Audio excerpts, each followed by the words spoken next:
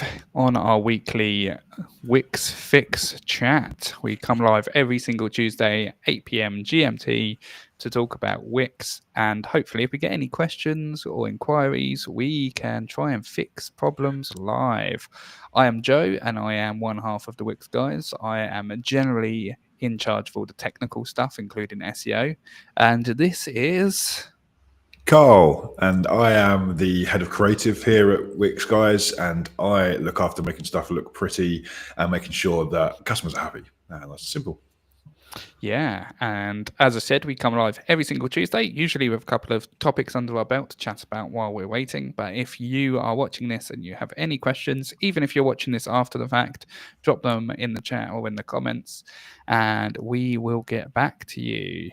But should we start this week with website of the week, Carl? Do you have one? I do, yeah. This is one that I use quite a lot in design, which is actually probably quite useful to people that are looking at building their own website. And it's a website that you can use to generate color palettes. So it's often a thing where you might have one color and you want to have another accent color on top of that. And I use a system called Coolors, which is spelled Coolors, Coolors. I'm guessing it's supposed to be said colors though. That sounds much better. But yeah, it's a tool basically where you can. I'll see if I can share it and show you. Let me just have a go. Let's share this. So let's see if you can break everything. Yeah. Let's get rid of. Let's do this way. Yeah, so there you go. So this is Coolors, and basically what it does is it gives you a bunch of colors, and you just press the space bar, and it changes those colors, and it lets you sort of see colors that work well together. But the thing that's really clever is you can potentially put in your own things you like. So white being this one, and if you wanted to put in, say for instance, you had a, let's go by name. I want to do blue. Yeah, my blue's like that color. What I can do is I can lock those ones, and then I can find other colors that go with those colors. And if I don't want a palette that has 5 in it, I can take one out, and it gives me 4 different colors that go with that. And when I do find one that I like that goes with it, say for instance, I like this darker sort of nearly black, I can lock that one in too. And then it allows me to find the other one. So if I went with maybe this red as an accent color too, I now have my color palette ready to go and use on my website. Just a really great tool for finding colors that work well together.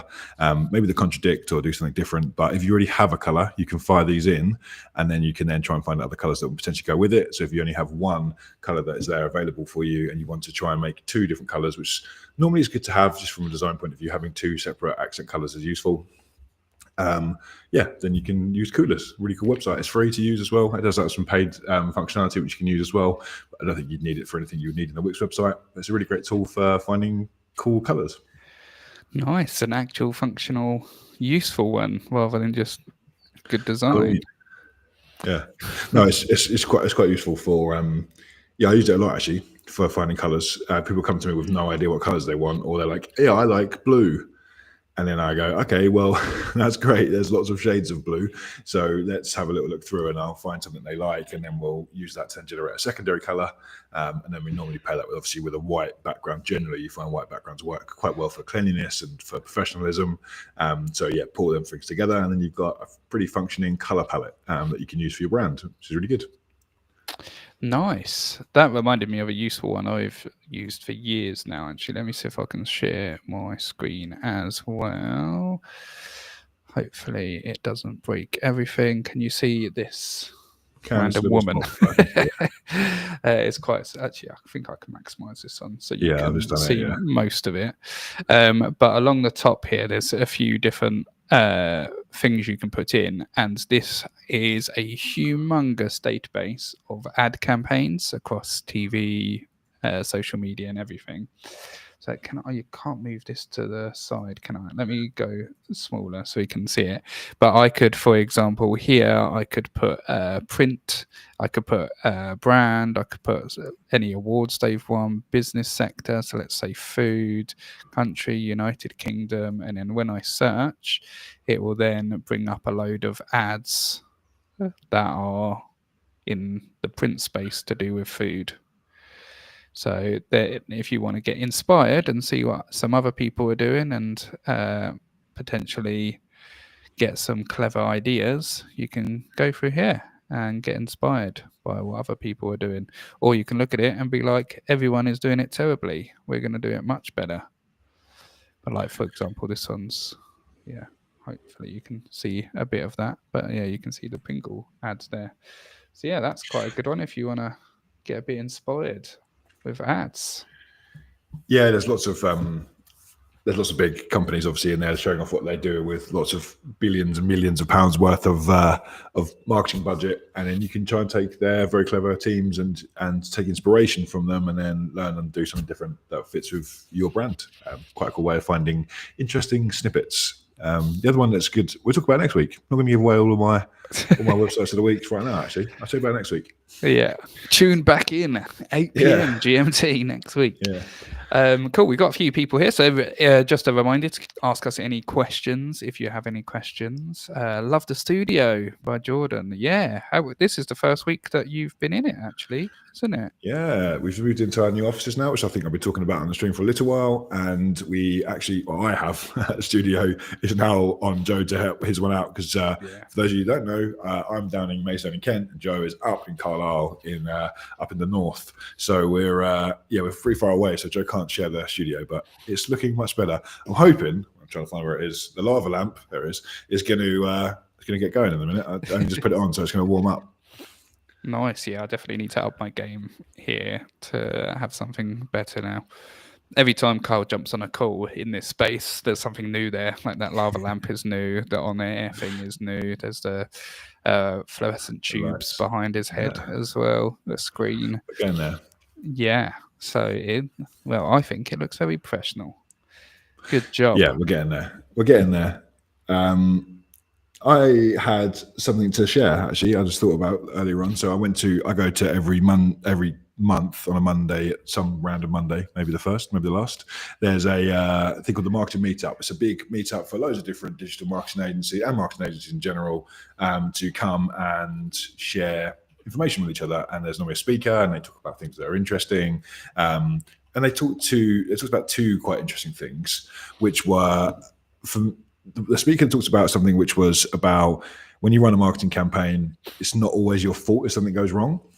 And I thought, that's a really easy way for a digital marketing agency just to get out of doing something incorrectly. But then I actually thought about it, and what she said was very important. So she was talking about taking, for instance, someone like Virgin Experience Days or Days Out or Red Letter Days. All three of those people are competing against each other constantly. And you might run a campaign that is about, Mother's Day is coming up, and you do a 20% discount on Mother's Day. We're going to smash this. Mother's Day is a really good time for us. And you look at the stats and you go, what went wrong? We didn't do as well as we thought we was going to do. And then you would just be like, I don't know, nothing worked.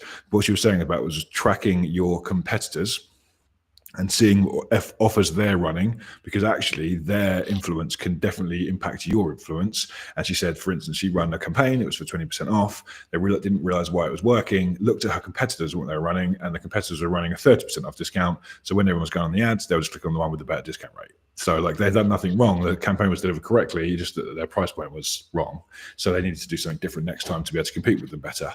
So then knowing what that information was, so that next time they could know that potentially they were going to drop their prices, and they could then try and either fight against it or have another offer that was just as good. So I thought it was quite interesting. Something that always comes up as well is seasonal. That side of it as well, because we've had, some businesses do well over Christmas, some do well over summer, and we've had it sometimes where we started working with someone in a part of the year where their product or service just doesn't sell as well, and then they've judged us based off of month one when you say, okay, well, let's pull up your stats from last June or last December or whatever, and actually it's just seasonal that people don't. We've just swapped over from school holidays to school, which for some businesses means work will pick up again. For some businesses, that means work is over now and they have to do other things. So seasonal is a good one, especially if you've been running for more than a year. You should have an idea of when is good. Like we know for us, Christmas is very slow, but then we know that January is extremely busy as people start the new year wanting new websites and want to up their game. It's a really strange one, actually, isn't it? There's quite a few. So, like, January is notoriously known as like a really bad month in business across the sector. And most people, especially like people that don't run businesses, would assume that was the case just because of what you're told in the media, January sales, all those sort of things. But there's loads of industries that really thrive in January. Gyms being an obvious one that you probably would have known because everyone's new year, new me. I think that kind of works with us as well with marketing. People go, this is the year that my business is going to make it. They put some time and effort into their marketing. But one of the ones that I always thought was weird, an industry I've worked in before in the past is travel. Travel is huge in January. People maybe get engaged over the Christmas period and look to book honeymoons. People who have had a great Christmas, have the January blues, book a holiday in because they want to do something fun in the summer. There's loads of industries that still do well in it. So it's having a look at the past, what's happened in the past, or your year on year is what Joe's referring to there, your year on year, but also looking at what your competitors have done in the past and looking at what you're doing now and looking at what the landscape might be like in the future. If you get those three things, that's what she was sort of alluding to, then you'll be in a position to grow, which is really important. Yeah, and it's really hard as well because it's hard to determine if actually your campaign is just bad or it's got the wrong hook or the wrong messaging or it doesn't match up with the expectation of the viewer. Like, there's so many things to think about when you're doing a marketing campaign, which is why I always shout about data and making sure all your tracking is set up. Every time you get a new client in the door, you're asking them how they found you, why they chose you over other people, and getting all of this data in, because then you can determine better if it is just seasonal or if it is just the platform algorithm has changed or if it is your product isn't being packaged in the correct way. But you can't do that if you are just guessing, because everyone thinks they know what is best, but in reality you don't. So don't assume or you'll make an arse out of you and me. It's the classic one, isn't it? That's it. I'll kick you out of the stream for saying that. Stream. But yeah, it is true to a degree. Yeah, definitely is a thing, isn't it? I have a question that I was asked the other day, so I'm going to put it on the bottom of the screen because we never use it. There you go, random women networking. So someone at an event the other day, he came up to me and was like, "Oh, you're that guy that does the Wix stuff." And I was like, "Yeah, that's me, yeah." And they were like, "I have a question for you. We'd done some work with a company. They were starting out as a new startup. They built this product and it wasn't working particularly well. And they were a bit like, I think we might have to pull some stuff or pull back on some spending. And our 1 year hosting fee is coming up to an end. So when I cancel that, what happens to my website? Do I lose my site? Can I not be able to edit it anymore?" And that's, in some digital marketers, if you stop paying, you lose your stuff. But in Wix, what happens is your website goes into a free domain. So it would go from, say, for instance, yours is wixfix.co.uk like ours is. It would instead go to wixfix.yourwixwebsite.co.uk. So you get a subdomain of Wix, which basically means it is still there, still exists, but it's got their Wix branding all over it. So I would always recommend you don't use a free one, just because your first thing you're doing is advertising someone else's business, which just feels like an odd thing to do for any business. But also you're just losing a lot of opportunity for brand and things similar. But what I'm trying to get to the point of is saying you won't lose it. It will still be in the background. You can then upgrade it anytime later on in the future, or you can also do it by monthly instead of going annually. Some people do annually because you get a saving. You go to monthly just to try and see how the water's going, because you said there might be a seasonal problem you're having. You might need to wait till Christmas comes, but you might have renewed in September, so you can maybe do 3 more months just to give it a go over Christmas to make it a fair trial before you make any big decisions. So there's lots of things you can do, but your site is never lost. It's just in your account and it's there until you're ready to use it again. So it's a good thing that you can keep an eye on. Yeah, and something you said there actually made me think of one of the topics I thought about talking about today, and that's what are good questions to ask a design team that you're looking to work with. And ownership is a big one. Whoa. Sorry, I skipped my camera. Everything. Big ownership is always a good question. We've had it so many times where we've been talking to someone and they've wanted to go ahead with us, or they've just wanted to move away from whoever they currently are using. But in the contract, it's actually the agency that owns the website, not you, which is maybe unethical to a degree, but then it's just tricky to get it off of them and to move it. Or some even put in that they charge you to move it, so they charge you like 300 quid for the privilege of leaving them. So ownership is one of the big things there. Wix is a bit easier because it depends whose account that Wix site is in. But when you come to like WordPress and stuff, there's server hosting and other stuff that you have to make sure you are the owner of it. Or if you're not the owner of it, if it's hosted on someone else's server, you just need to make sure that you can take it and move it somewhere else without having to pay people money, because that's not very nice. That is not very nice. Can confirm. Have you got any other questions that people should ask if they're looking to use a agency? Can you show me some of the websites you've built in the past? One that I think is a great question that I was asked the other day, and I always say it to everyone now, is can I talk to one of your other clients?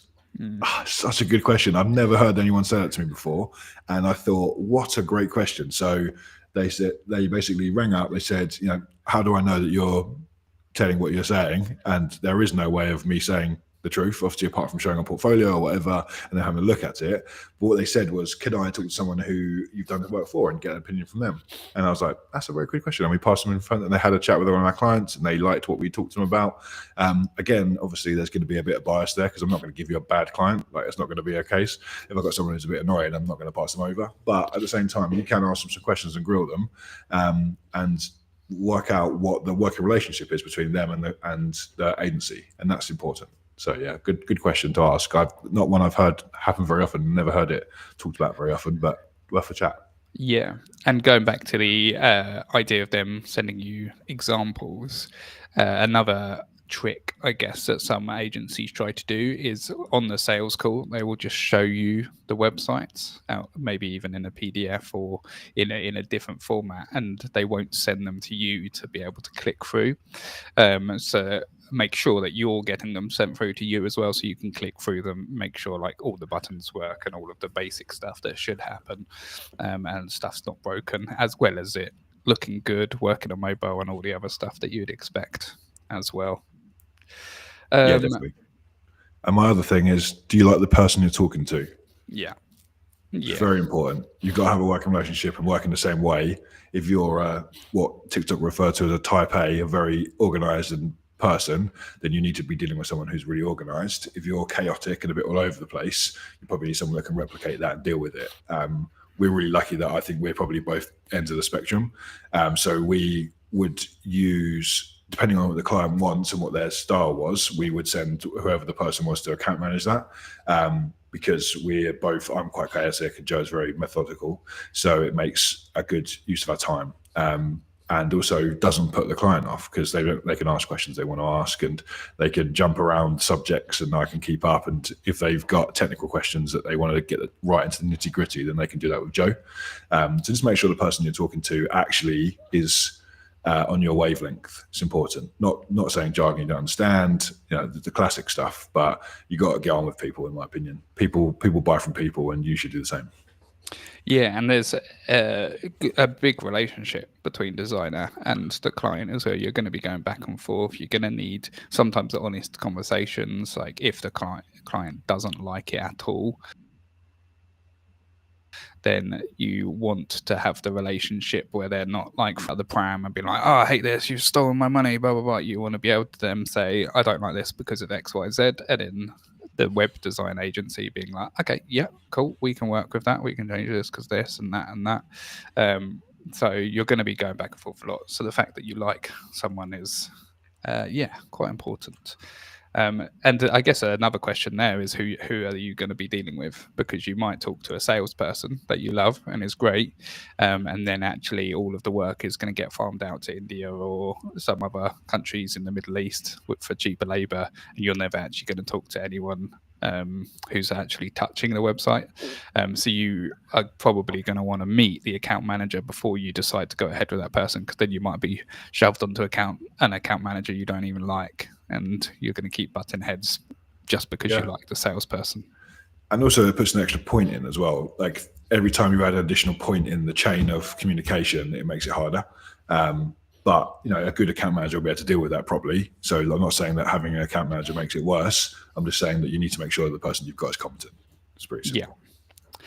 And if you have any questions, we will keep talking about this topic. But if you have any questions, please chuck them in the chat. We can answer anything to do with Wix, anything to do with web design, anything to do with marketing, anything to do with business. anything to do with fantasy books, if you've got any questions about that.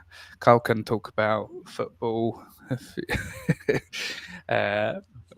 I'm currently winning the fantasy football league. Just saying, of all of my fantasy football leagues, I'm Are in. you? All of them? So yeah, I actually, I'm I actually only can. All of them, apart from like the England one. I'm only in one, and I'm winning it. But yeah, I'm only in one.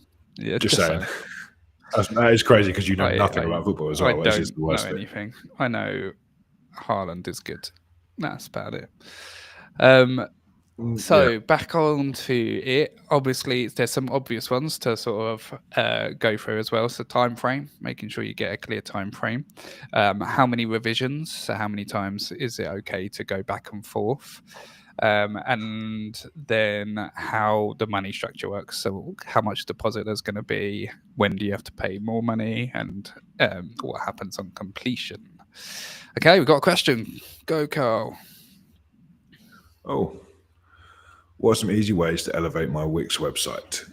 So for me, I've talked about easy ways to get away from it looking like you've done it yourself. But I think ways of elevating and making it look better is making full use of the responsiveness features that are available inside the Wix platform. So there are things like strips. So strips allow you to go across the full screen, no matter what size of the screen is, and you get the opportunity to really utilize that space. And also they work really well when it comes to making them a mobile and making them a smaller screen too. So using things like strips and pro galleries that have the ability to go across the whole site, they make a really big difference. The other one for me is great videography and photography. So having some great photography makes a massive difference when it comes to the look and feel of your website. If you've got some great photography there, you'll see that people will automatically be drawn into what you do a lot more than what you do if you take something on your iPhone in a distance and put it together. So for me, spending out a little bit of money on getting some photography done, if you've got enough budget to stretch to some videography as well, that's awesome.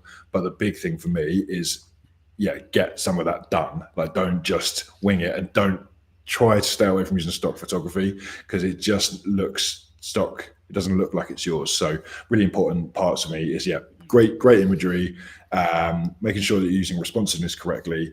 And the other one I would say is probably spending a bit of time on your colors and fonts and making sure they're all uniform throughout the whole site. All that sort of stuff will just make a really instantaneous fix to your current situation you've got and bring it forward. Yeah, and nowadays there's pretty powerful AI tools that can help you with the image side of it. We were talking about some of them last week, actually. But if you don't, if you have products, for example, and you don't have thousands to spend on product photography right now. There you go. Oh, here you go. Boom. Yeah. If you read it before, you hadn't, but perfect. They can be really, the product photography we're playing around with quite a lot because they are actually quite impressive. The whatever it's called, Nano Banana by Gemini is pretty impressive at that kind of thing. It's still all of them struggle with people still. That it's relatively lots of fingers. I asked it. I gave it a picture of me and asked it to make me hold a book for a photo I needed, and it just added 2 arms, so I had 4 arms to hold the book. I was like, that's not quite what I meant. It can't be far away now from getting that right, though. It's getting better and better. It's just like with product photography, sometimes we've just given it a query and it's been perfect from the get-go, or maybe even some tiny tweaks. Whereas to get people right, you have to go like 6 times to. Yeah. Please, can I have 2 arms? It's like that, isn't it? Like, it's mental. But it's still quite good, and especially if it's enhancing. So if you did just have an iPhone that you could do photography with, and some of it's not quite right, and you're not sure why, you're like, the colors don't seem quite right. Oh, this is a bit too dark. Actually putting it into Nano Banana by Gemini and saying, can you color correct this photo? It does a very good job if you have zero skill in that.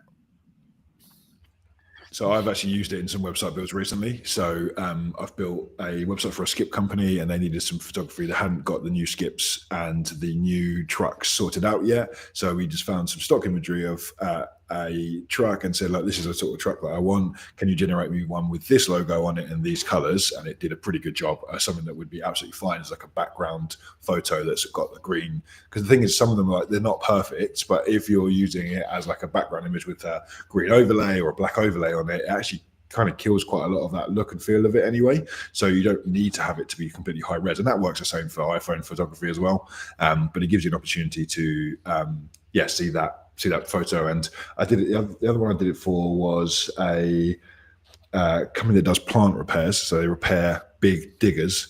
And a load of the photography that was available stock was actually American diggers and not UK diggers. So yeah, things like that are actually quite useful for creating other bits. But it's a great tool. I say, just got to keep it away from people. And I think you can use it quite. It's just honestly, if you have a product, check out the Google functionality. Is unbelievable, really impressive.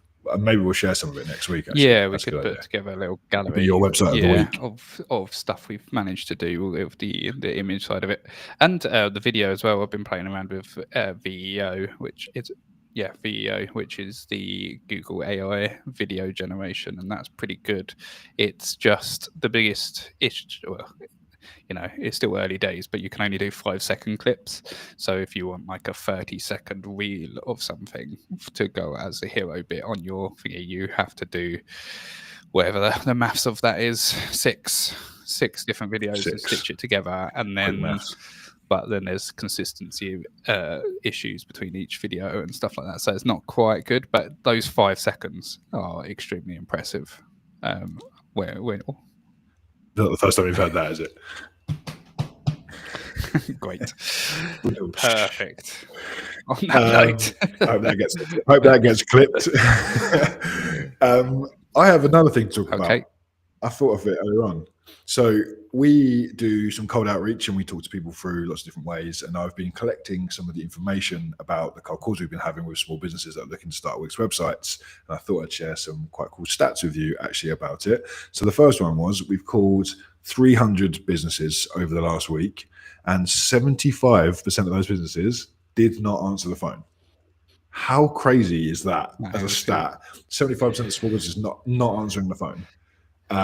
So there's the ability to have some automation around that. You can have things like AI answering the phone for you. There's call answering services that do it, but loads of all of this marketing you talk about is all about speed to lead. So that's like a massive thing. How quickly can you ring that person who's interested in your work? Not answering the phone is like the easiest connection point you're going to have with someone that's about to buy from you and you've missed it. And it's a big thing in the trades. It's massive. It's things like anyone where there's one person and they have to put themselves to the job, it's going to be hard for them to answer the phone potentially. Like if they're on a roof or if they're in a lesson or whatever that looks like, it's going to be difficult for them to do it. They need to have some sort of backup, in my opinion, about how to answer the phone, because you're just missing work.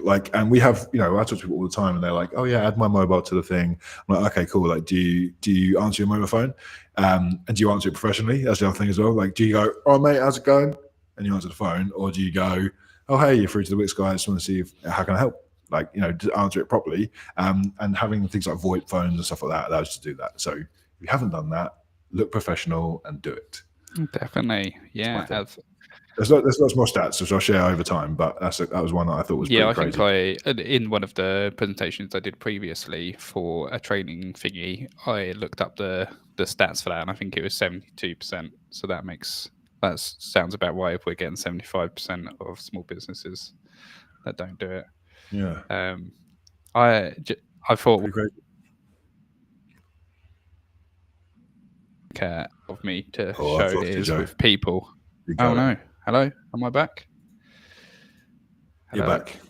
Okay. I thought I'd jump on AI and make a image of me to show how bad it is at people, and it has not let me down. Let me just see if I can quickly chuck something in here. So I need some elevator music. So I gave 1 second. Let me add this one in as well. So I gave it this image that's just coming up now. In any second now. Come on, upload. You can do it. Come on, rural internet. You can do it. Oh my god, it's taken so long. There's such an anticlimax. Oh, and then it failed. Oh my god. Okay, let me keep talking. You sort that out. So one of the things that, in regards to what I was talking about calls, is that there's a a thing that we use quite often, because some people we call out and people call us back, and they call back after hours, and we're obviously not at the phone, and we try to spend it with our family, although we're here at 8 o'clock.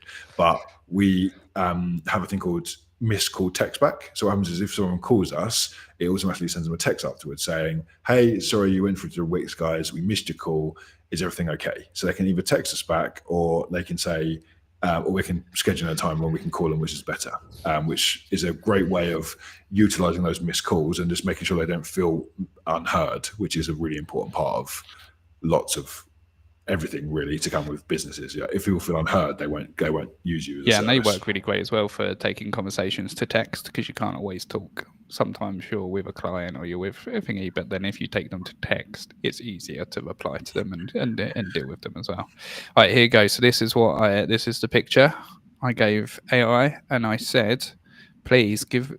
Those buttons working hard at the bottom there. And I said, please give me wings and make me fly above a lake. You ready to see what it is? Oh God. Oh yeah, extra arms.